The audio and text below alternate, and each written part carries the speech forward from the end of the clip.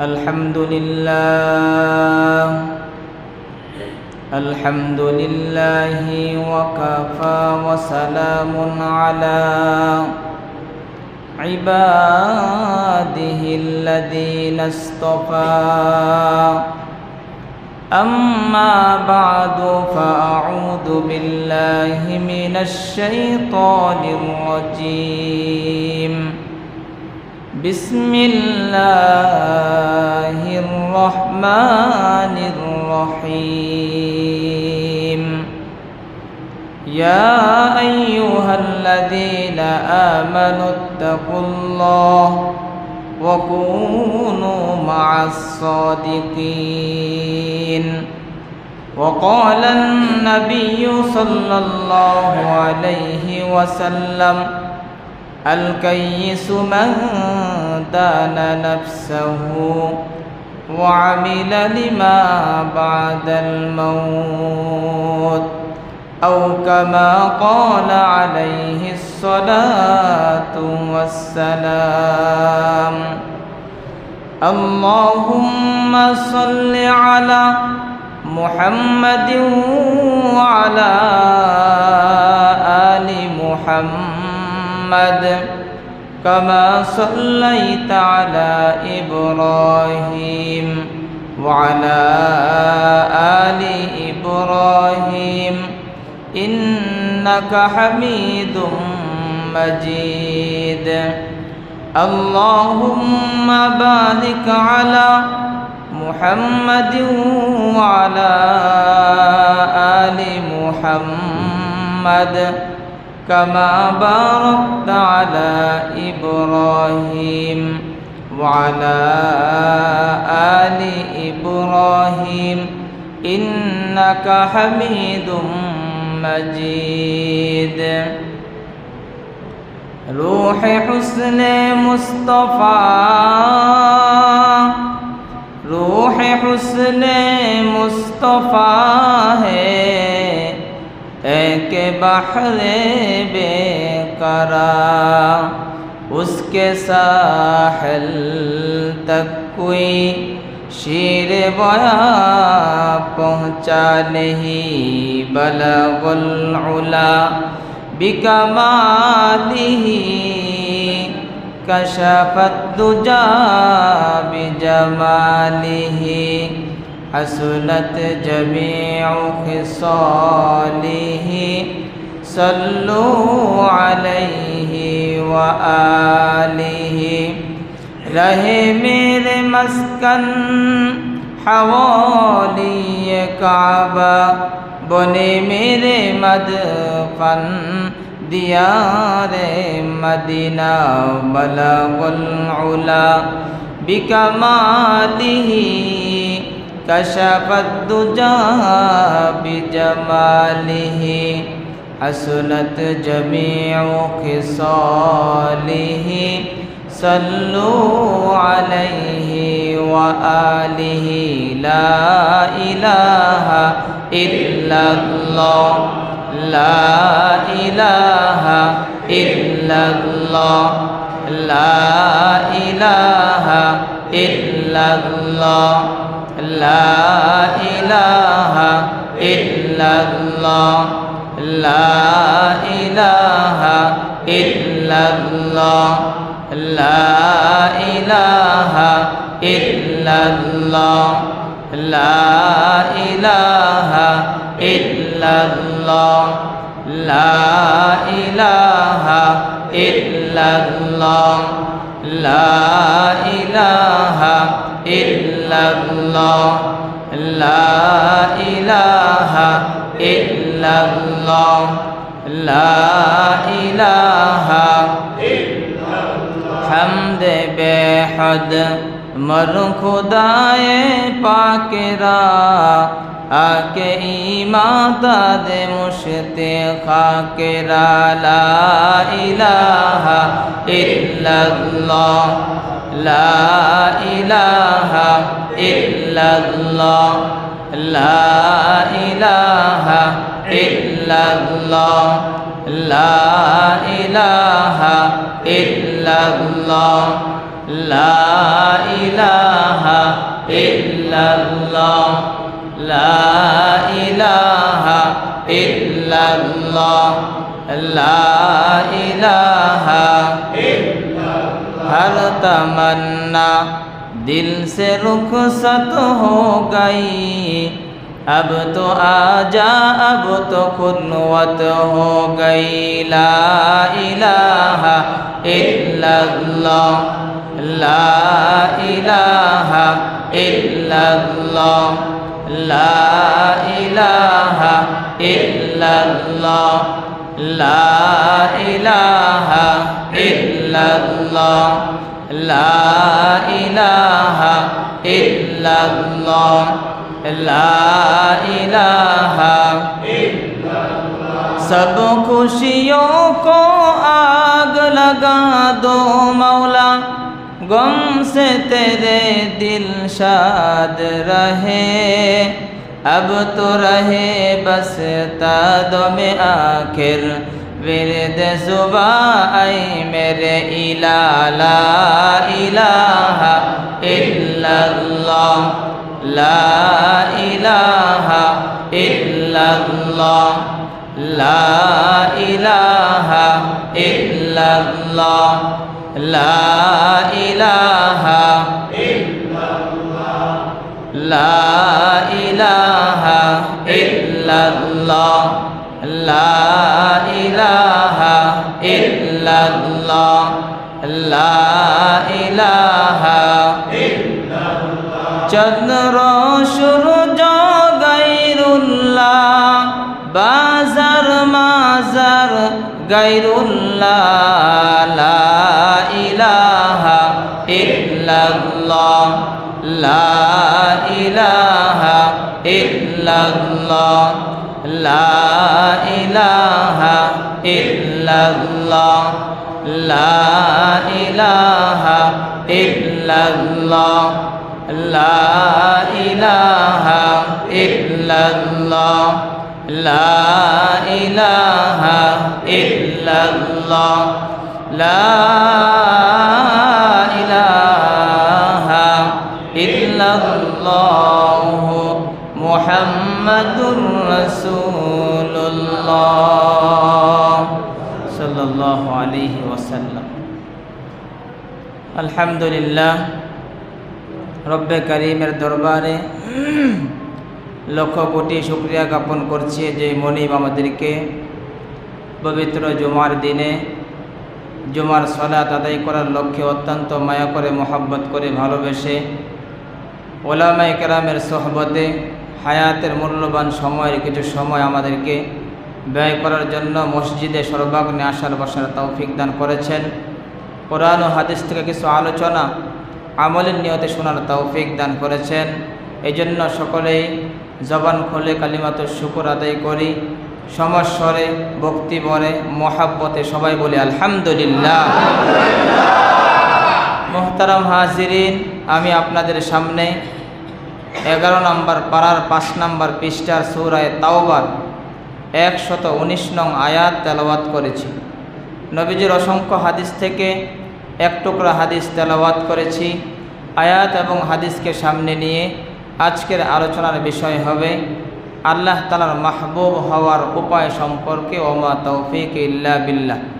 মোহতারাম হাজিরিন, পৃথিবীর সবাই প্রিয় হতে চায়, সবাই মাহবুব হতে চায়। সন্তান বাবার কাছে প্রিয় হতে চায়। কিভাবে চললে বাবা আমাকে মোহাব্বত করবে, ভালোবাসবে, আমি বাবার কাছে প্রিয় হতে পারবো, এই চেষ্টাটা সন্তান করে। এমনইভাবে কোনো শ্রমিক মালিকের কাছে সে কিভাবে মাহবুব হবে, মালিকের কাছে সে কিভাবে প্রিয় হবে। একটা দিনমজুর সে তার মহাজনের কাছে, মালিকের কাছে প্রিয় হতে চায়। কিভাবে চললে, কিভাবে কাজ করলে মালিক তাকে পছন্দ করবে, সে মালিকের কাছে প্রিয় হবে, মালিকের মাহবুব হবে, ওইভাবে সে চলতে চায়। ঠিক তেমনিভাবে পৃথিবীর প্রত্যেকটা মানুষ চায় সে তার মালিকের কাছে মাহবুব হওয়ার জন্য, কর্মচারী তার মনিবের কাছে প্রিয় হওয়ার জন্য চেষ্টা করে। যে ড্রাইভিং শিখতেছে সে তার উস্তাদের কাছে প্রিয় হওয়ার চেষ্টা করে, তার মন জয় করার চেষ্টা করে, সে কিভাবে তার উস্তাদের কাছে প্রিয় হবে, তাহলে উস্তাদ তাকে ভালো করে ড্রাইভিং শেখাবে।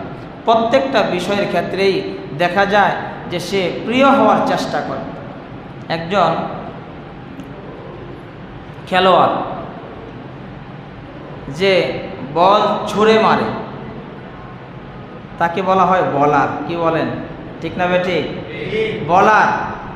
একজন বলার তার চিন্তা চেতনা কিভাবে সে প্রিয় হবে দেশবাসীর কাছে, বিদেশে কিভাবে সে প্রিয় হতে পারবে, তার চেষ্টা, তার মনোবাঞ্ছনা সবসময় এটাই যে বলার সে দেশের মধ্যে বিদেশের মধ্যে প্রিয় হতে চায়, সুনাম অর্জন করতে চায়, সে মাহবুব হতে চায়।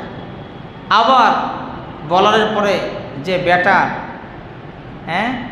যে বলকে যে পিটায় তাকে কি বলে?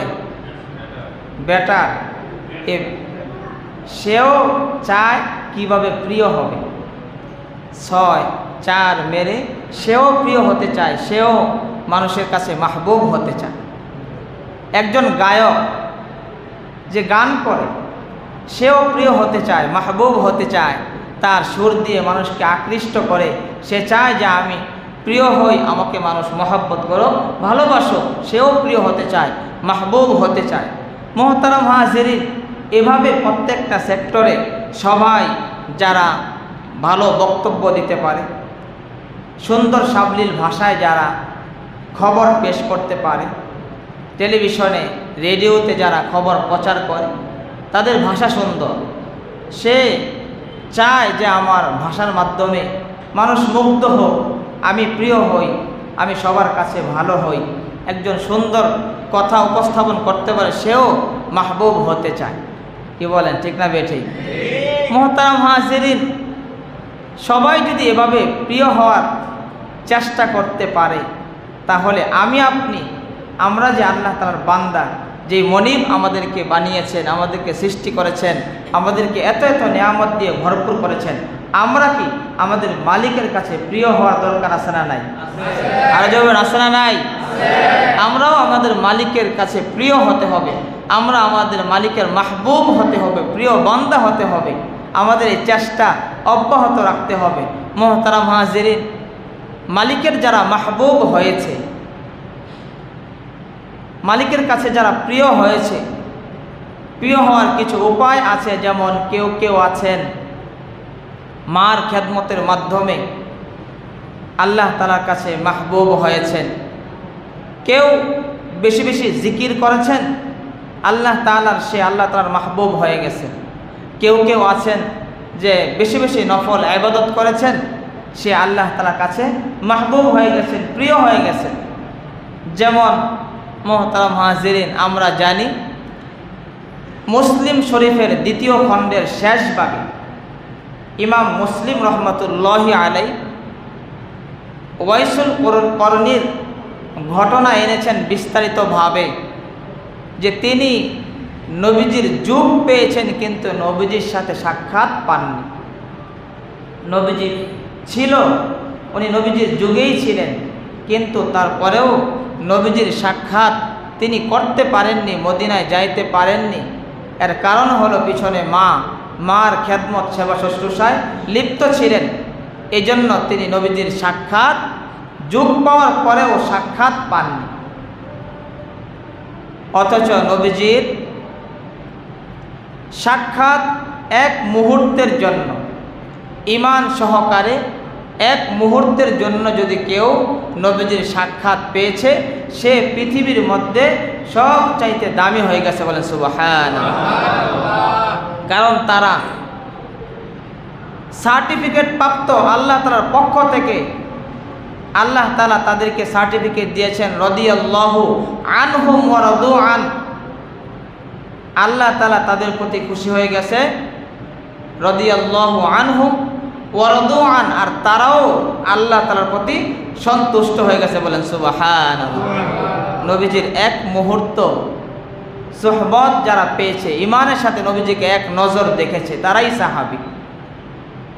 তো তারা সার্টিফিকেট দাঁড়ি জান্নাতের সার্টিফিকেটধারী সদস্য হয়ে যায় যারা নবীজিকে ঈমান সহকারে এক পলক দেখে। মুহতারাম হাজিরিন, ওয়াইসুল করনী সে নবীজির যোগ পাওয়ার পরেও সে নবীজির সাক্ষাৎ পায়নি, ঈমান এনেছিল, কিন্তু নবীজির সাক্ষাৎ না পাওয়ার কারণে সাহাবীদের যে মর্যাদা, এই সাহাবীদের মর্যাদার ধারে কাছেও সে যেতে পারবে না। কিন্তু সে মায়ের খেদমত করার মাধ্যমে আল্লাহ তাআলার একজন মাহবুব হয়ে গিয়েছিলেন, আল্লাহ তাআলার একজন প্রিয় বান্দা হয়ে গিয়েছিলেন। এমনই প্রিয় হয়ে গিয়েছিলেন নবীজি হযরতে ওমর রাদিয়াল্লাহু তাআলা আনহুকে লক্ষ্য করে বললেন, ওমর, আমি মারা যাওয়ার পরে ওয়াইসুল করনী যদি কখনো মদিনায় আসে, তাহলে তুমি যদি তাকে পাও, তাহলে তুমি তার পক্ষ থেকে তোমার নিজের হকে তুমি দোয়া নিবে, নিজের জন্য তুমি দোয়া নিবে। শুধু তাই নয়, আমার জুব্বা আমি দিয়ে গেলাম, তাকে হাদিয়া হিসাবে দিবে আমার পক্ষ থেকে। আর তুমি তোমার সমস্ত আমার উম্মতের জন্য, আমার সমস্ত উম্মতের জন্য তার কাছে তুমি দোয়া চাবে, সে যেন আমার গুনাহগার উম্মতের জন্য দোয়া করে। কারণ ওমর ওয়াইসুল করনী সে তার মায়ের খেদমতের মাধ্যমে আল্লাহ তাআলার এতই প্রিয় এবং মাহবুব হয়ে গেছেন, সে যদি হাত তুলে আল্লাহ তাআলার কাছে কিছু চায়, আল্লাহ তাআলা এটা সঙ্গে সঙ্গে কবুল করে নেয়।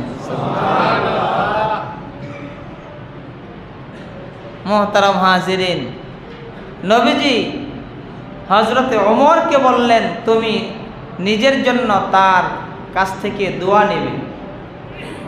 অথচ হযরতে ওমর কত বড় মাপের একজন মানুষ, হযরতে ওমরের কত মর্যাদা, কত বড় একজন মানুষ হযরতে ওমর। কারণ সরওয়ারে দু আলম নবী বলেছেন, লাউ কানা বাদি নাবিয়ান লাকানা ওমর, আমার পরে যদি কেউ নবী হয় তাহলে নবী হতো হযরতে ওমর। বলেন সুবহানাল্লাহ। সে নবী হওয়ার যোগ্যতা রাখে। নবীজি বলেন, আমার পরে কেউ যদি নবী হতো তাহলে নবী হতো ওমর। এতে বোঝা যায় হযরতে ওমরের মর্যাদা কত বেশি। সরওয়ারে দু আলম নবী বলেন, পৃথিবীর মধ্যে দুইজন শ্রেষ্ঠতম মানুষ আছে। এক নম্বর সিদ্দিক আকবর রাদিয়াল্লাহু আনহু, দুই নম্বর হযরতে ওমর রাদিয়াল্লাহু তাআলা আনহু। হযরতে ওমর পৃথিবীর মানুষের মধ্যে শ্রেষ্ঠতম দুইজন মানুষের মধ্যে একজন হযরতে ওমর। শুধু তাই নয়, হযরতে ওমর এমন একজন মানুষ, পৃথিবীর সমস্ত মানুষের নেক যদি এক পাল্লায় রাখা হয়, আর হযরতে ওমরের নেক যদি আরেক পাল্লায় রাখা হয়, হযরতে ওমরের নেকের পাল্লাই ভারী হয়ে যাবে। শুধু তাই নয়, হযরতে ওমর এমন একজন মানুষ যিনি সরওয়ারে দু আলম নবীর পাশে রওজায়ে আতহারের মধ্যে সরওয়ারে দু আলম নবীর পাশে যিনি শায়িত আছেন। কত মর্যাদাবান একজন মানুষ। অথচ নবীজি বললেন, ওমর, ওয়াইসুল করনীর সাক্ষাৎ যদি পাও, তোমার হকে তুমি তার পক্ষ থেকে দোয়া নিবা, আমার গুনাহগার উম্মতের জন্য দোয়া করতে বলবা। কারণ সে যদিও আমার সাক্ষাৎ পায় নাই, সাহাবী হতে পারে নাই, সে মায়ের খেদমতের মাধ্যমে এমন মর্যাদা অর্জন করেছে, আল্লাহ তাআলার মাহবুব হয়ে গেছে। আল্লাহ তাআলার কাছে হাত তুলে যদি কিছু বলে, আল্লাহ তাআলা ওই ডাক সঙ্গে সঙ্গে কবুল করে নেয়। সুবহানাল্লাহ। মুহতারাম হাজিরিন, তাহলে আল্লাহ তাআলার মাহবুব আমাদেরকে হতে হবে। কেউ কেউ আল্লাহ তাআলার মাহবুব হয়েছেন মায়ের খেদমতের মাধ্যমে। আর আল্লাহ তাআলার মাহবুব যদি কেউ হয়ে যায়, আল্লাহ তাআলার মাহবুব বান্দার জবান থেকে যদি কিছু বের হয়, আল্লাহ তাআলা সেটা সঙ্গে সঙ্গে কবুল করে নেন। কারণ আল্লাহ তাআলা লাউ আকসামা আলাল্লাহি লা আবাররাহু, আল্লাহ তাআলার মাহবুব বান্দাদের জবান থেকে যদি কিছু বের হয়, ওইটা পূরণ করার জিম্মাদার স্বয়ং আল্লাহ হয়ে যায়। সুবহানাল্লাহ। আল্লাহ ওয়ালা যারা, আল্লাহর প্রিয় যারা, মাহবুব যারা, তাদের জবান থেকে কিছু বের হলে সেটা পূরণ করার জিম্মাদার হয়ে যায় স্বয়ং আল্লাহ। আর আল্লাহ তাআলার প্রিয় এবং মাহবুব হওয়ার জন্য কোনো আলেম হওয়া শর্ত নয়, কোনো পীর হওয়া শর্ত নয়। আলেম না হলে সে আল্লাহ তাআলার মাহবুব হতে পারবে না এমন নয়। হাফেজ না হলে, মুফতি না হলে, মুহাদ্দিস না হলে সে আল্লাহ তাআলার মাহবুব হতে পারবে না, বিষয়টা এমন নয়। যে কোনো একজন সাধারণ মানুষ সেও আল্লাহ তাআলার মাহবুব হতে পারে। আল্লাহ তাআলার প্রিয় বান্দার লিস্টের মধ্যে তার নাম সে উঠাতে পারে, সেও আবেদ হতে পারে, আল্লাহ তাআলার মাহবুব সে হতে পারে। সে যদি আল্লাহ তাআলার মাহবুব হয়, সেও তার জবান দিয়ে যদি কিছু বলে, একজন সাধারণ মানুষ হোক, আল্লাহ তাআলার মাহবুব হয়ে গেলে আল্লাহ তাআলা ওইটা পূরণ করার জন্য স্বয়ং জিম্মাদার হয়ে যায়। সুবহানাল্লাহ। মুহতারাম হাজিরিন, শাইখুল হাদিস সলিমুল্লাহ খান রহমতুল্লাহি আলাইহি তার কিতাব মাজালিসুল ইলমি ওয়াদ যিকরির মধ্যে আলোচনা করেন। একটি ঘটনা তিনি নিয়ে আসেন মাজালিসুল ইলমি ওয়াদ যিকরির মধ্যে। আল্লাহর একজন বান্দা, আবেদ বান্দা, একজন সাধারণ মানুষ, যে কোনো আলেম নয়, হাফেজ নয়, মুহাদ্দিস নয়, মুফতি নয়, আল্লাহর একজন আবেদ বান্দা এশার নামাজের সময়, এশার নামাজের পরে মসজিদে এসে ইমামের সাথে সাক্ষাৎ করে। এমন মুহূর্তে যে ইমাম খাবার নিয়ে বসেছে, দস্তরখান বিছিয়েছে। ইমাম এশার নামাজ শেষ করে এবার দস্তরখানা বিছিয়েছে, খাবার খাবে। এই মুহূর্তে ওই আবেদ আল্লাহর বান্দা মসজিদে ঢুকে ইমামের সাথে সাক্ষাৎ করে। ইমাম ডাক দিয়ে বলে, ভাই আসুন, দস্তরখান বিছিয়েছে, আমার সাথে খানার মধ্যে বসে যান। আল্লাহর ওই বান্দা আবেদ বলে, ইমাম সাহেব, এমন সাধারণ খানা আমি খাই না। বলে, আপনি কি খানা খান? বলে, যদি মোরগ পোলাও হতো তাহলে আমি খেতাম, এমন সাধারণ খানা আমি খাই না। ইমাম এবার বলে, কি মোরগ পোলাও হলে খেতেন? এই রাত্রিবেলা আপনার জন্য কে মোরগ পোলাও পাঠাবে? খাবার যা আছে উপস্থিত সামনে তাই। মনে মনে বলে, আবেদ হয়েছে, কিন্তু ভালো খাবারের চিন্তা চেতনা এখনো পর্যন্ত দিল থেকে যায় নাই।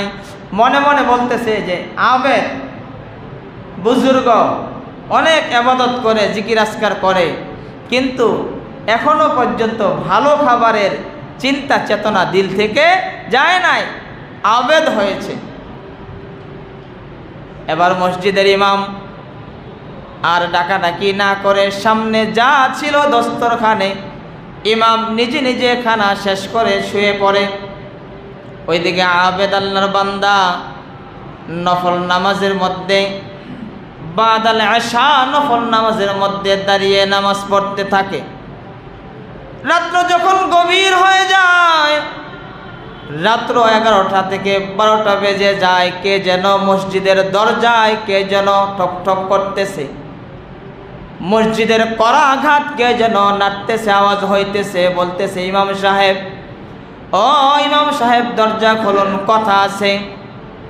ইমাম সাহেব দরজা খুলে দেখে ওই এলাকার একজন খাতুন মহিলা ডাকতেছে, বলে ইমাম সাহেব এই যে বাটি নিয়ে আসছি, বাটিটা আপনি একটু ধরুন, গরম খাবার নিয়ে এসেছি। বলে গরম খাবার এত রাত্রিতে? কি আছে তোমার এই পাতিলের ভিতরে, তোমার এই বাটির ভিতরে কি খাবার আছে? মহিলা ডাক দিয়ে বলে এই খাবার ভিতরে, এই বাটির ভিতরে মোরগ পোলাও আছে। সুবহানাল্লাহ। ইমাম সাহেব ডাক দিয়ে বলে কি ব্যাপার, এত গভীর রজনীতে এত রাত্রিতে তুমি মোরগ পোলাও এনেছ, কি ব্যাপার, কারণ কি? মহিলা ডাক দিয়ে বলে ইমাম সাহেব সন্ধ্যার সময় আমার একটা সন্তান আছে, ওই সন্তানটা সন্ধ্যার সময় হারিয়ে যায়। খোঁজাখুঁজির পরেও আমার সন্তান পাই না। দীর্ঘ সময় আমার সন্তানকে খোঁজার পরে যখন পাই না, আমি মনে মনে মান্যত করলাম, যদি আমার সন্তানটা আমি খুঁজে পাই, আমার ঘরের মধ্যে যে মোরগটা আছে আমি জবাই করে একজন দিনদার মানুষ অথবা মুসাফির মানুষকে আমি খাবার খাওয়াবো। আল্লাহ তাআলার কি মর্জি, কিছুক্ষণ পরে আমার সন্তানটা আমি ফিরে পাই। ও ইমাম সাহেব, রাত্রিবেলা মনে মনে চিন্তা করলাম, আমি মান্যত করেছি, মান্যত আমি সাথে সাথে পুরা করব যদি রাত্র হয়ে যায়। এই জন্য সঙ্গে সঙ্গে মান্যত পুরা করার জন্য মোরগটা জবাই করে পোলাও রান্না করে চিন্তা করলাম মসজিদের ইমাম সাহেব দিনদার মানুষ নিয়ে যাই, তাকে খাবারটা খাইয়ে আসি, যদি কোনো মুসাফির থাকে তাহলে খাবে। এই চিন্তা করে আমি খাবার রান্না করে নিয়ে এসেছি। ইমাম সাহেব ডাক দিয়ে বলে, এই খাতুন, তুমি আসো নাই, বরং তোমাকে আল্লাহ তাআলা এনেছে। তুমি আসো নাই, বরং তোমাকে আনা হয়েছে।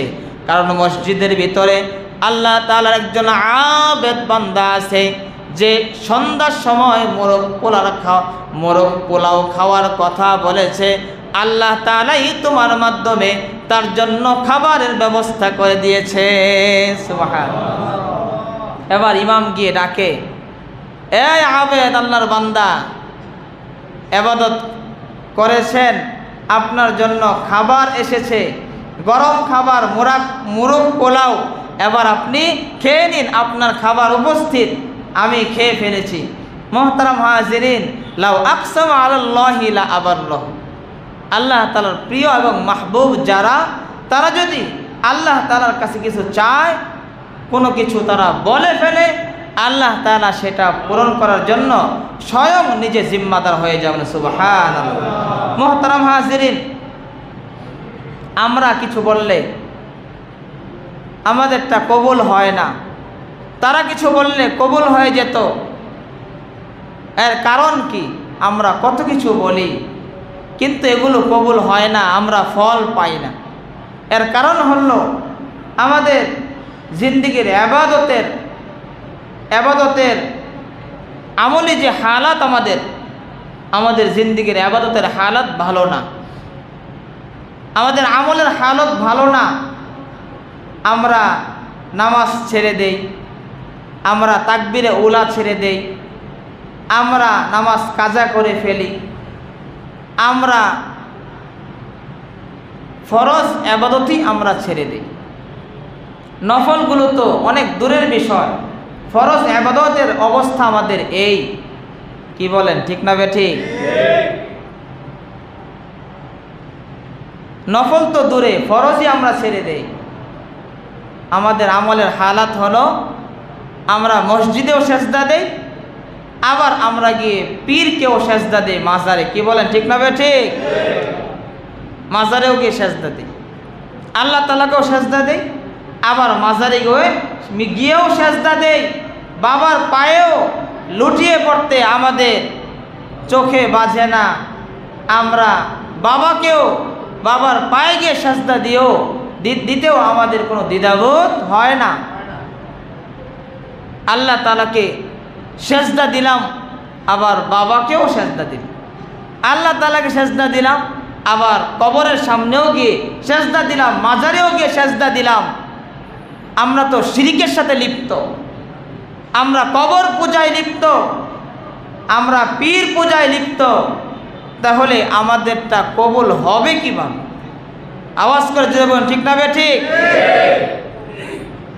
মোহতারাম হাজিরিন, সেজদা আল্লাহ তাআলাকে ছাড়া পৃথিবীর কোনো মাখলুককে সেজদা দেওয়ার অধিকার আল্লাহ তাআলা কাউকে দেয় নাই। জোরে বলুন, ঠিক না ঠিক? কাউকে সেজদা দিতে পারবেন না আল্লাহ ছাড়া। সে যত বড় পীরই হোক, সে যত বড় ওলিয়া উলিয়া বুজুর্গই হোক, সে আপনার বাবা হোক আর মা হোক। কি বলেন, ঠিক না ঠিক? মোহতারাম হাজিরিন, শিরিক থেকে আমাদেরকে বেরিয়ে আসতে হবে।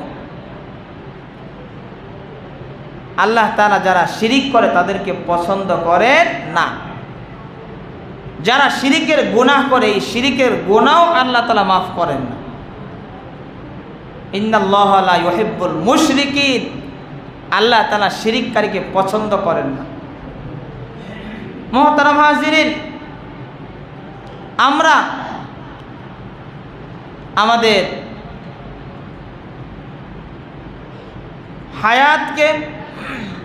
হায়াতের সময়কে যেভাবে মূল্যায়ন করি, আমরা ইউটিউবের হক যেমনভাবে আদায় করি, ফেসবুকের হক যেমনভাবে আদায় করি, ফেসবুক চালাইতেছি শুধু এই ফেসবুকের দিকেই তাকিয়ে আছি যতক্ষণ, এই দেখতেছি কি আসতেছে, পড়তেছি, এদিক দিয়ে কে গেল, ওই দিক দিয়ে কে গেল, পিছনে কে আসতে, এমন অনেক সময় খবর থাকে না। কি বলেন, ঠিক না ঠিক? কে আসলো, কে গেল, এমন খবর পাই না। দেখতেছি ইউটিউব, ফেসবুক, কি হক আদায় করে দেখতেছি। এমন হক আদায় করে আমরা নামাজ, 2 রাকাত নামাজও হক আদায় করে পড়ি না। জোরে বলেন, ঠিক না ঠিক? হক আদায় করে পড়ি না। হক আদায় করে ফেসবুক চালাই, হক আদায় করে ইউটিউব চালাই, কিন্তু হক আদায় করে 2 রাকাত নামাজও আমরা পড়ি না। নামাজে দাঁড়িয়ে আমি এই চিন্তা করি না যে আমি আমার রবের সামনে দাঁড়িয়েছি, এই চিন্তা করি না যে আমি আমার রবকে রুকু করতেছি, আমি আমার রবকে সেজদা করতেছি, আমার রব আমাকে দেখতেছেন। নামাজে আসলে শুধু তাড়াহুড়া আর তাড়াহুড়া, আসে সবার শেষে, যায় সবার আগে। কি বলেন, এমন মুসল্লি আমাদের আছে না নাই? আসে সবার শেষে, আবার যায় সবার আগে, আবার শুধু ঘড়ি দেখে কয়টা বাজে, কয় মিনিট বেশি হলো, কয় সেকেন্ড আছে, ইমাম সাহেব আসে না নাই, ইমাম সাহেব কোথায়, একবার এদিকে তাকায়, একবার ওদিকে তাকায়, একবার পিছনে তাকায়। সবার শেষে এসে সবার আগে চলে যাবে, আবার সে টাইমও দেখতে থাকে, আসে না কেন। 1-2 মিনিট যদি দেরি হয় ইমামের কোনো জায়গায়, তাহলে তো অবস্থা খারাপ। মসজিদে এসে নীরবতার সাথে বসে থাকতে হবে। 5 মিনিট বেশি হোক, তাতে কি হয়েছে? আপনি মসজিদে যতক্ষণ বসে থাকবেন ততক্ষণ নামাজের সওয়াব ফেরেশতারা আপনাদের আমলনামায় লিখতে থাকে। সুবহানাল্লাহ। নামাজ থেকে 5 মিনিট বেশি হয়ে যাক, কি হয়েছে? সমস্যা কি? আল্লাহ তাআলা ঘরেই তো বসে আছেন।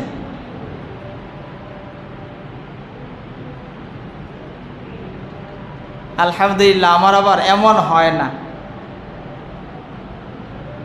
চেষ্টা করি একদম কাটায় দাঁড়ানোর জন্য, সেকেন্ড হিসাব করেও দাঁড়ানোর জন্য চেষ্টা করি। 5 মিনিট তো বহু দূর। কিন্তু আপনাদের মনে রাখতে হবে, ইমাম একজন মানুষ, তার অসুস্থতা আছে, তার সুস্থতা আছে, তার রাস্তাঘাটের আসা যাওয়ার পথে বিলম্ব হতেই পারে। সে যেহেতু মানুষ, মাঝে মধ্যে 1-2 মিনিট দেরি হতেই পারে। এই জন্য তার জন্য দাঁড়িয়ে অপেক্ষা করা, 1 কাতার 2 কাতার দাঁড়িয়ে থাকা, এটা মসজিদের আদবের খেলাফ। দাঁড়িয়ে থাকার প্রয়োজন না, আপনি বসে থাকেন, নামাজের জন্য অপেক্ষা করুন, নামাজের সওয়াব লেখা হচ্ছে। ইমাম তার সময় হলে চলে আসবে। ইমাম না থাকলে মুয়াজ্জিন সাহেব আছে নামাজ পড়িয়ে দিবে, কিন্তু তাড়াহুড়া করব না। আমি যে বিষয়টা বলতে চাই যে তাড়াহুড়া করব না, 5 মিনিট বেশি হোক এটা ইবাদতের খাতায় উঠতেছে, অথচ কত সময় আপনি মসজিদ থেকে বের হয়ে গিয়ে 5-10 মিনিট তো দূরের কথা, আধা ঘন্টা 1 ঘন্টা পর্যন্ত গল্প করে আমরা চা স্টলে বসে বন্ধুদের সাথে আলাপ করে কাটিয়ে দিই। জবান ঠিক না বেঠিক? আধা ঘন্টা 1 ঘন্টা কাটিয়ে দেই। ওই সময় আমরা সময়ের হিসাব করি না, কিন্তু মসজিদে সেই সময়ের হিসাব শুরু হয়।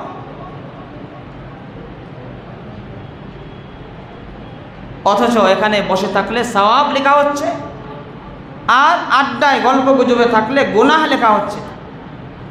অযথা সময় নষ্ট করতেছেন, সময় অপচয় করতেছেন, এটা গুনাহ। সগীরা গুনাহ হলেও লেখা হয়। এজন্য আমরা মসজিদে এসে কি কেউ তাড়াহুড়া করব?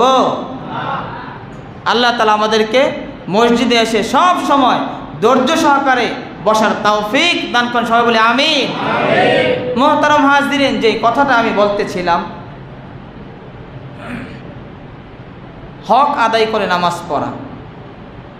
ইউটিউবে আমার হক আদায় করে, যেমন ইউটিউব ফেসবুক চালাই, এমন হক আদায় করে নামাজটা পড়া। আল্লাহ তাআলার প্রিয় এবং মাহবুব যদি কেউ হতে চায়, হাফেজের প্রয়োজন নাই, আলেমের প্রয়োজন নাই, মুফতি মুহাদ্দিসের প্রয়োজন নাই, সে আবেদের খাতায় নাম লেখাতে পারে।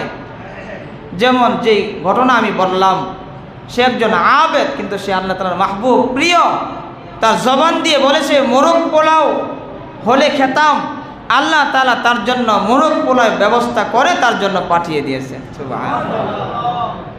মুহতারাম হাজিরিন, শারিহুল বুখারী ফতহুল বারির লেখক ইবনে হাজার আসকালানী রহমতুল্লাহি আলাই তার কিতাব তাহজিবের মধ্যে এক মুহাদ্দিসের কথা এনেছেন, যে এক মুহাদ্দিস ছিল, উনি জাকির ছিল, খুব আল্লাহ তাআলার জিকির করতেন। জিকিরের মাধ্যমে সে আল্লাহ তাআলার মাহবুব হয়ে গেছেন, প্রিয় হয়ে গেছেন। এমন মাহবুব আর প্রিয় হয়েছেন জিকিরের মাধ্যমে, তার যখন খাবারের প্রয়োজন হতো তখন সে উপরের দিকে হাত তুলে জমিন থেকে কিছু কঙ্কর নিয়ে উপরের দিকে হাত তুলে জিকির করতেন। আল্লাহ তাআলা ওই কঙ্করগুলোকে খেজুরে পরিণত করে দিতেন। সুবহানাল্লাহ।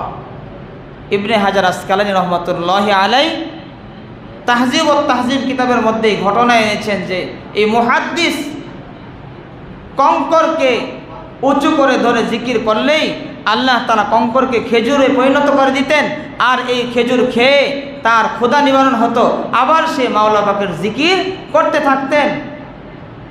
আল্লাহ তাআলার প্রিয় হয়ে গেছেন জিকিরের মাধ্যমে, জিকির করতে করতে আল্লাহ তাআলার মাহবুব হয়ে গেছে। সাহাবায়ে কেরামের ঘটনা আমরা জানি, চাক্কি ঘুরাইতেছেন, কোনো গম না দিয়ে, ভুট্টা না দিয়ে, জব না দিয়ে, শুধু চাক্কি ঘুরাইতেছেন। এই চাক্কির ভিতর থেকে আল্লাহ তাআলা সরাসরি আটা বের করে দিতেছেন। সুবহানাল্লাহ। তারা আল্লাহ তাআলার মাহবুব, আল্লাহ তাআলার প্রিয়, তারা কোনো আটা দেওয়ার প্রয়োজন হয় নাই, ভুট্টা জব দেওয়ার প্রয়োজন হয় নাই, চাক্কি ঘুরাইতেছেন, বাস আটা বের হইতেছে। আল্লাহ তাআলার মাহবুব যারা হয় তাদের জিম্মাদার স্বয়ং আল্লাহ তাআলা হয়ে যায়। বলেন সুবহানাল্লাহ। মুহতারাম হাজিরিন, হযরতে আবু হুরায়রা রাদিয়াল্লাহু তাআলা আনহুকে নবীজি, আবু হুরায়রা ক্ষুধার্ত থাকে, অনেক কষ্ট সে ক্ষুধার কারণে করে, এই জন্য হযরতে আবু হুরায়রা রাদিয়াল্লাহু তাআলা আনহুকে নবীজি কিছু খেজুর হাদিয়া দিলেন। আবু হুরায়রা, নাও, কিছু খেজুর তোমাকে হাদিয়া দিলাম, সব সময় তোমার যখন ক্ষুধা লাগবে তুমি এই থলে থেকে খেজুর বের করে খাবে, কখনো তাকিয়ে দেখবে না খেজুর ভিতরে থলের ভিতরে আছে নাকি নাই, কয়টি খেজুর আছে কখনো তুমি গুনে বা তাকিয়ে দেখবে না। যখন তোমার ক্ষুধা লাগবে তুমি এই থলের ভিতর থেকে খেজুর বের করে তুমি খাইতে থাকবে। হযরতে আবু হুরায়রা রাদিয়াল্লাহু আনহু বলেন, আমি নবীজির হাতের দেওয়া হাদিয়া দেওয়া খেজুর নবীজির ইন্তেকালের পরে হযরত সিদ্দিক আকবরের যুগ, তার ইন্তেকালের পরে হযরতে ওমরের যুগ, হযরতে ওমরের পরে হযরতে ওসমানের যুগ পর্যন্ত আমি এই খেজুর নিজে খেয়েছি এবং যখন কোনো মেহমান আমার কাছে এসেছে তাদেরকেও এই খেজুর দিয়ে মেহমানদারি করিয়েছি।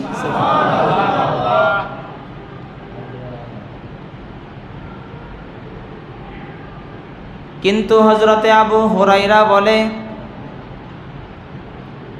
হযরতে ওসমান রাদিয়াল্লাহু তাআলা আনহুকে যেদিন শহীদ করা হয়েছে, মদিনার সমস্ত মানুষগুলো যখন কান্নাজনিত অবস্থায়, মদিনার সমস্ত মানুষগুলো যখন পেরেশান, তখন হযরতে আবু হুরায়রা রাদিয়াল্লাহু তাআলা আনহু মদিনার অলিগলিতে ঘুরে, হযরতে আবু হুরায়রা মদিনার অলিগলিতে ঘুরে আর বলে, লিন্নাসি গাম্মুন ওয়ালি গাম্মান, লিন্নাসি গাম্মুন ওয়ালি গাম্মান, ফাকুদুল জিরাব ওয়া কতলু শাইখি উসমান। মদিনার সমস্ত মানুষগুলোর পেরেশানি হলো একটা, আর আমি আবু হুরায়রার পেরেশানি চিন্তা হলো দুইটা। মদিনার সমস্ত মানুষগুলোর পেরেশান, হযরতে ওসমানকে হত্যা করা হয়েছে, ওসমান শহীদ হয়েছে, এই জন্য তারা পেরেশান, এই জন্য তারা কান্না করে। আর আমি আবু হুরায়রার পেরেশানি দুইটা, এক নাম্বার হলো হযরতে ওসমান শাহাদাত বরণ করেছে, এই জন্য আমি পেরেশান। দুই নাম্বার হলো নবীর হাতের দেওয়া খেজুর, নবীজির হাতের দেওয়া খেজুরের থলে আমার কোমর থেকে ছিঁড়ে পড়ে গেছে। যেই খেজুর আমি হযরতে আবু বকরের যুগ, হযরতে ওমরের যুগ আমি পার করে দিয়েছি খেতে খেতে, হযরতে ওমরের উসমানের যুগ পর্যন্ত এসেছি। যখন আমার ক্ষুধা লাগতো আমি খাইতাম, মেহমানদারি করাইতাম নবীজির ওই বরকতি হাতের খেজুরের থলে। আমি মদিনার অলিগলিতে খুঁজতেছি, হারিয়ে ফেলেছি। এজন্য হযরতে আবু হুরায়রা বলে, লিন্নাসি গাম্মুন ওয়ালি গাম্মান, মদিনা মানুষের পেরেশানি চিন্তা হলো একটা, আর আমি আবু হুরায়রার চিন্তা হলো দুইটা। মুহতারাম হাজিরিন, যারা মাহবুব হয়ে যায়, আল্লাহ তাআলা প্রিয় হয়ে যায়, তাদের জিম্মাদার হয়ে যায় আল্লাহ তাআলা, নবীর হাতের দেওয়া খেজুর দুই যুগেরও বেশি। হযরত আবু হুরায়রা বলতেন, আমি খেজুর খেয়ে মেহমানদারি করে যখন শুয়ে থাকতাম, আবার দেখতাম থলে আগের মতো পরিপূর্ণ হয়ে আছে। সুবহানাল্লাহ। তাদের জিম্মাদার তো আল্লাহ তাআলা, তাদের কোনো পেরেশানি নাই। মুহতারাম হাজিরিন, এই জন্য আল্লাহ তাআলার প্রিয় হওয়া, মাহবুব হওয়া, সবাই মাহবুব হতে চায়, প্রিয় হতে চায়। কেউ গান গেয়ে প্রিয় হয়, কেউ তার নেতা হয়েছে, সে তার দলের মানুষের মধ্যে টাকা খরচ করে সে তাদের কাছে প্রিয় হয়, কেউ 4-6 মেরে প্রিয় হয়, আর কেউ জিকিরের মাধ্যমে প্রিয় হয়, ইবাদত বন্দিগির মাধ্যমে প্রিয় হয়, কেউ নফল ইবাদতের মাধ্যমে প্রিয় হয়, কেউ মা বাবার খেদমতের মাধ্যমে প্রিয় হয়। আল্লাহ তাআলার প্রিয় হওয়ার উপায় হলো ইবাদত বন্দিগি করা। মুহতারাম হাজিরিন,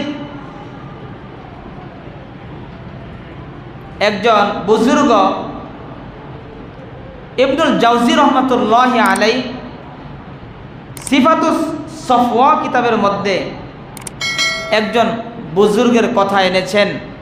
এক মসজিদের ইমাম ছিল আবু আবদুল্লাহ। এক এলাকার মসজিদের ইমামের নাম আবু আবদুল্লাহ, একজন বুজুর্গ মানুষ।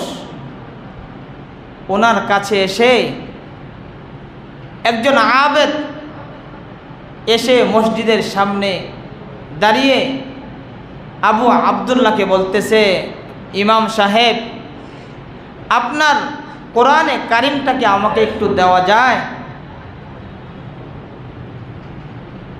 আবু আবদুল্লাহ চিন্তা করলেন, একজন আবেদ এ এলাকায় সে এসেছে নতুন, তার একটি ঝুপড়ি ঘর আছে, আমার কাছে এসে আমার কোরআনে কারিমটা চেয়েছে, তেলাওয়াত করবে, কোরআনের মাসহাফ এটা চেয়েছে, আমি তাকে দিয়ে দেই। আবু আবদুল্লাহ সে এটা দিয়ে দিয়েছে। আসরের সময় তালাশ করে দেখে যে আবু আবদুল্লাহ তালাশ করে দেখে ওই আবেদকে দেখা যায় না। মাগরিবের সময় তালাশ করে দেখে আবার ওই আবেদ নাই। এশার সময় তালাশ করে দেখে এশার সময় ওই আবেদ নাই। আবু আবদুল্লাহ পেরেশান, যে এক ওয়াক্ত নামাজ ছাড়ে না, কাজা করে না। জোহরে সে এসেছিল, আসরেও পেলাম না, মাগরিবেও পেলাম না, এশায়ও পেলাম না। আবু আবদুল্লাহ রাত্রিবেলা নামাজ শেষ করে রাত্রি গভীর রজনীতে তালাশের জন্য ওই ঝুপড়ি ঘরে তালাশ করে। ঘরের বাহিরে থেকে সালাম দেয়, কিন্তু ঘরের ভিতর থেকে সালামের কোনো জবাব আসে না। আবু আবদুল্লাহ ঘরের ভিতরে প্রবেশ করে বাতি জ্বালিয়ে দেখে ওই আল্লাহর বান্দা আবেদ সে আর দুনিয়ায় নাই, দুনিয়া থেকে বিদায় হয়ে গেছে, কিন্তু তার মৃত্যু এতই সুন্দর মৃত্যু। কোরআনের যে মাসহাফটা নিয়েছিল, সন্তান যেমন ঘুমের সময় মাকে জড়িয়ে ধরে ঘুমিয়ে থাকে, ওই আবেদ কোরআনের মাসহাফটাকে বুকে জড়িয়ে ধরে জমিনের মধ্যে পড়ে দুনিয়া থেকে বিদায় হয়ে গেছে। কোরআন বুকে নিয়ে মৃত্যু হয়েছে, কিন্তু গভীর রজনীতে ওই আল্লাহর বান্দা ছিলেন গরিব। তাকিয়ে দেখে এত গরিব, কাফনের কাপড় নাই, কোত্থেকে কাফনের কাপড় আনবে? রাত্রি হয়ে গেছে, কাউকে এখন খবর দেওয়া সম্ভব নয়। মনে মনে চিন্তা করলেন, আমার চাদর আছে, আমার চাদর দিয়ে তার কাফন পরাবো, সমস্যা নেই। চারপায়ে একটি চৌকি ব্যবস্থা করে ঘরের কোণার মধ্যে রেখে মসজিদে চলে গেছে। চিন্তা করলেন, ফজরের নামাজের পরে মসজিদের মুসল্লিদেরকে নিয়ে তার কাফন দাফনের ব্যবস্থা করব। আরো সংবাদ হলো, চার পায়ার মধ্যে তাকে রেখে যখন কিছু সময় ঘরের মধ্যে অবস্থান করছিলেন, হঠাৎ একটি বিকট আওয়াজ হয়। তাকিয়ে দেখে ঘরের কোণার মধ্যে ভালো একটা জায়গায় কাফনের কাপড়, ধবধবে সাদা কাফনের কাপড় কে যেন রেখে চলে গেছে। ওই কাফনের কাপড় থেকে খুশবু বের হইতেছে। আবু আবদুল্লাহ চিন্তা করলেন, যে খুশবু বের হইতেছে মনে হয় এই কাফন জান্নাতি কাফন পাঠানো হয়েছে। আবু আবদুল্লাহ ফজরের নামাজ পড়িয়ে পিছনে ফিরে তাকিয়ে দেখে, কি ব্যাপার, এত মানুষ, আজকে এত মানুষ মসজিদে কোথায় থেকে আসলো? প্রতিদিন এত মানুষ থাকে না, কিন্তু আজকের মুসল্লিদের মধ্যে 4 জন বড় বড় বুজুর্গ পর্যন্ত দেখা যায়। একজনের নাম মালিক ইবনে দিনার রহমতুল্লাহি আলাইহি, সালেহ বুনানি রহমতুল্লাহি আলাইহি, হাবিবে ফারসি রহমতুল্লাহি আলাইহি, মুররি রহমতুল্লাহি আলাইহি, চারজন বড় বড় বুজুর্গ পিছনে মুসল্লিদের মধ্যে দেখা যায়। নামাজ শেষ করতেই ইমাম সাহেব আবু আব্দুল্লাহ জিজ্ঞাসা করলো, কি ব্যাপার, আজকে আপনারা এই জামাতে কিভাবে শরীক হলেন? মালিক ইবনে দিনার রহমতুল্লাহি আলাইহি বললেন, আবু আব্দুল্লাহ শোনো, আল্লাহর ওই বান্দা আবেদ সে কোথায়, তাই বাড়িটা কোথায়? বলল, আমরা স্বপ্ন যুগে রাত্রিবেলা যখন ঘুমিয়েছিলাম আল্লাহ তাআলা আমাদেরকে স্বপ্নে দেখালেন আমার এক আবেদ বান্দা মাহমুব বান্দার মৃত্যু হয়েছে, তোমরা যাও তার কাফন দাফন করিয়ে তাকে তোমরা দাফন করে আসো, কারণ আবেদ বান্দার জিম্মাদার আমি আল্লাহ স্বয়ং হয়ে যাই। এজন্য আমরা কাফনের কাপড় নিয়ে এসেছি। চারজন আল্লাহর বুজুর্গ তারা কাফনের কাপড় নিয়ে এসেছে। মালিক ইবনে দিনার তার আবেদ বান্দার চেহারা থেকে কাপড় খুলে চেহারার মধ্যে চুমু খেয়ে বললেন, ও আল্লাহর আবেদ বান্দা, তুমি আল্লাহর বুজুর্গ একজন প্রিয় বান্দা, তোমার যে এলাকায় তোমাকে মানুষ চিনে ফেলে ওই এলাকায় তুমি থাকো না, ওই এলাকা পরিবর্তন করে অন্য এলাকায় চলে যাও, যাতে করে তোমার বুজুর্গি সম্পর্কে মানুষ জানতে না পারে। ও আল্লাহর বান্দা, আমি মালিক ইবনে দিনার, আমরা তোমাকে কাফন দাফন করার জন্য এসেছি, তোমাকে কাফন পরাবো, গোসল দিয়ে তোমার জানাজা পরে তোমাকে কবরস্থ করব। আমল করে করে জান্নাতের পথে হাঁটতে শুরু করেছ, ময়দানে মাহশারে একা একা জান্নাতের পথে যেও না, আমাদেরকে সঙ্গে করে জান্নাতের পথে যেও। সুবহানাল্লাহ। মুহতারাম হাজিরিন, যারা আল্লাহ তাআলার মাহবুব আর প্রিয় হয় তাদের জিম্মাদার স্বয়ং আল্লাহ তাআলা হয়ে যায়। এই জন্য আল্লাহ তাআলার প্রিয় আর মাহবুব হওয়া। আমরা মসজিদে যারা আছি বেশিরভাগ আমরা আলেম নই, হাফেজ মুহাদ্দিস মুফতি নই, কিন্তু আমরা আবেদ হতে পারি, আল্লাহ তাআলার প্রিয় হতে পারি। আবেদ হতে হলে বেশি বেশি ইবাদত করতে হবে। ইবাদত বন্দিকে যে যত বেশি করবে সে আল্লাহ তাআলার প্রিয় এবং আবেদ হবে। আল্লাহ তাআলার প্রিয় আর মাহবুব হতে হলে ইবাদতের প্রয়োজন। ইবাদত ছাড়া কেউ আল্লাহ তাআলার ওলি আর প্রিয় হতে পারে না। মুহতারাম হাজিরিন,